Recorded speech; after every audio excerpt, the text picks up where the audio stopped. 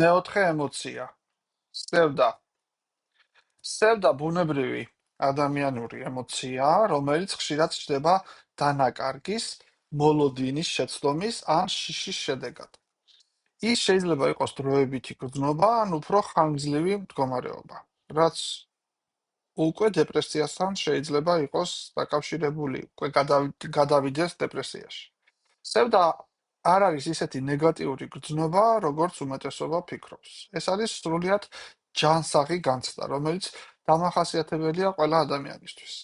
და თუ შენ გაურბიხარ ამ ემოციას, სწორედ მაშინ შეიძლება რომ შევხვდეთ მის უარყოფით მხარეს. ეს ემოცია ის, რომელიც თქვენს ცხოვრებას სიღრმეს ანიჭებს. ეს ნიშნავს, რომ მაშინაც კი თუ ვამბობთ, რომ სამყაროში მუდმივი არაფერია, ცხოვრებაში არის რაღაცეები, რომლებიც გვაიძულებს. გამოვიჩინოთ მზრუნველობა და გრძნობდეთ სიყვარულს რაღაცის ან ვიღაცის მიმართ. და გვახსენებს ჩვენ, რომ ჩვეულებრივი ადამიანი ვართ, რომელსაც ასევე აქვს საჭიროებები და სურვილები, რომ თქვენც მოგიწევთ ძალისხმევის გაწევა გარკვეული მიზნების მისაღწევად. და მანიშნებელია იმის, რომ თქვენ შეიძლება გჭირდებოდეთ სიახლოვე ან დახმარება გარშემო ყოფებისგან. და შეიძლება მიუთითებდეს იმასაც, რომ თქვენ უნდა გაუშვათ რაღაცეები, რათა გქონდეთ სივრცე თავისუფლებისთვის, რადგან შეძლოთ რაიმე ახლის აშენება და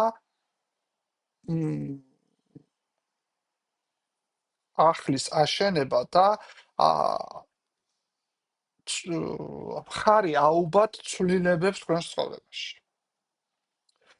და ეს არის ემოციური და ფსიქოლოგიური მდგომარეობა.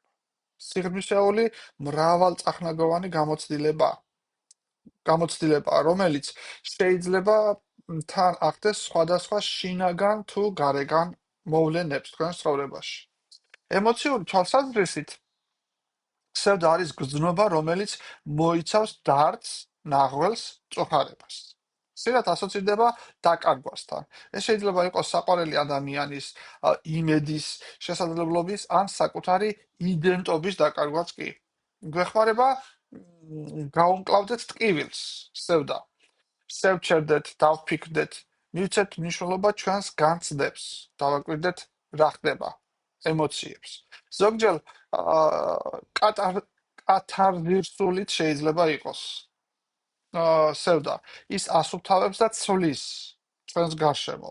ესეთი დანიშნულება აქვს მაგას, რომ უნდა ვიდრე გადავა დეპრესიაში, უნდა დავაკვირდეთ ამას ყველაფერს.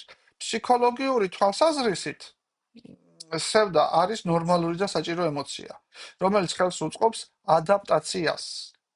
მაგრამ, როდესაც სევდა გახანგრძლივდება, ღრმა ფორმებს მიიღებს და ყოველდღიურ ფუნქციონირებას შეაფერხებს, ეს შეიძლება იყოს დეპრესიის საწყისი სიმპტომები.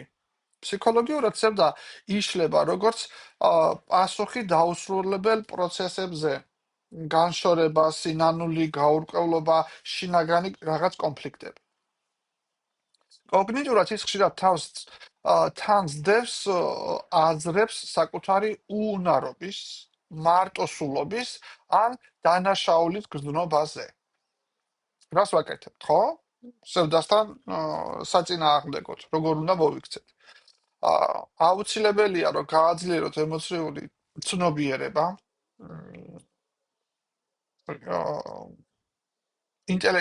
ემოციური ინტელექტი ავწიოთ, რომ ეს ნიშნავს იმას, რომ უნდა დავინახოთ, ვაღიაროთ და შემდეგ უკვე გავანეიტრალოთ ეს ემოციები. სევდა რისგანაც არის გამოწვეული.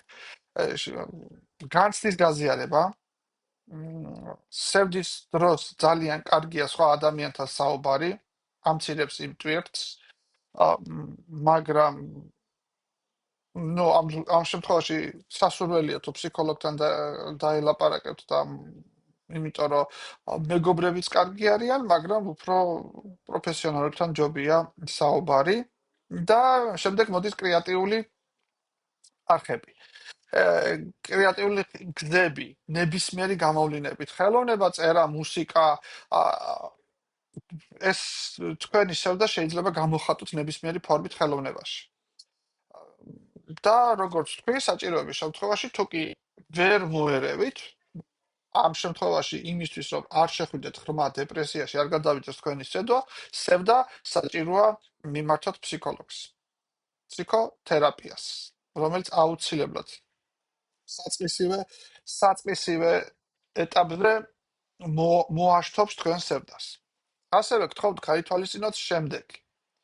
თუ ღრმა სევდა გაგრძელდება და მასში გაეხვევით დიდი ხნის განმავლობაში, უმჯობესია ისაუბროთ თქვენს ახლობლებთან და მოუყვეთ მათ თქვენი გრძნობების შესახებ. თუ ეს არ ვერ დაგეხმარებათ, მაშინ უკვე როგორც თქვი, უნდა მიმართოთ ექიმს, მაგრამ მე თქვენ გეტყვით ესეთ მწარე სიმართლეს.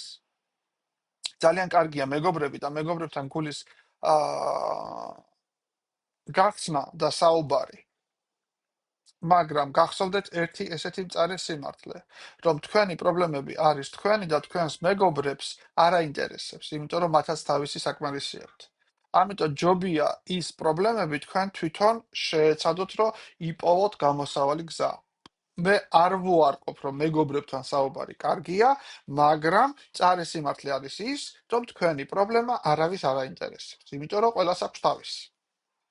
რადგანაც სევდამ შეიძლება ძალიან უარყოფითად იმოქმედოს თქვენს ფიზიკურ ჯანმრთელობაზე და შეიძლება ხელი შეუშალოს თქვენს დილს,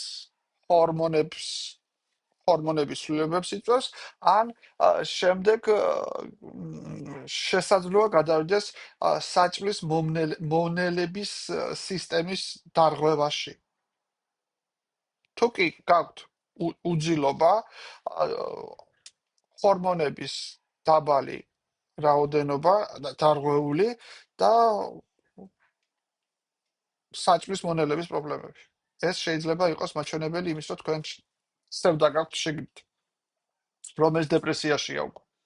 სევდა არ უნდა გამოდიოდეს იმ ჩარჩოებიდან, რომ რამდენიც შენს ცხოვრებაში უნდა იყოს. ანუ სევდა საჭიროა ჩვენ ცხოვრებაში, როგორც უკვე ზემოთ ვახსენე. როდესაც თქვენ განიცდით რაიმე სახის მწუხარებას, ჭრილობის შეხორცებას უფრო მეტი დრო სჭირდება. ნუ გადატვირთავთ თავს ზედმეტი გრძნობებით ამ პერიოდში.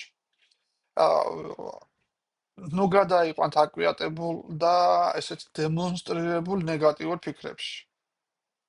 მაგრამ იმ მოჩვენებითი ნეგატივის მიუხედავად, ნუ შეგეშინდებათ იყოთ სევდაში და არ გაექცეთ მას. პირიქით თვალი უნდა გაუსწოროთ და კითხოთ, თუ რის გამოა ეს ყველაფერი. სევდის მიუღებლობის და მასთან წინააღმდეგობის შემთხვევაში ის დეპრესიაში შეიძლება რომ გადაიზარდოს. კიდევ მე რამდენად ვიმეორებ ამას, ამ სიტყვებს. რაც მთავარია, იყავით ჯანმრთელები, ნუ გაშინებთ კონსულტაციის გავლა, მიიღეთ საკუთარი სევდა, კონსულტაციისთვის შეგიძლიათ მომმართოთ ონლაინ. მადლობა.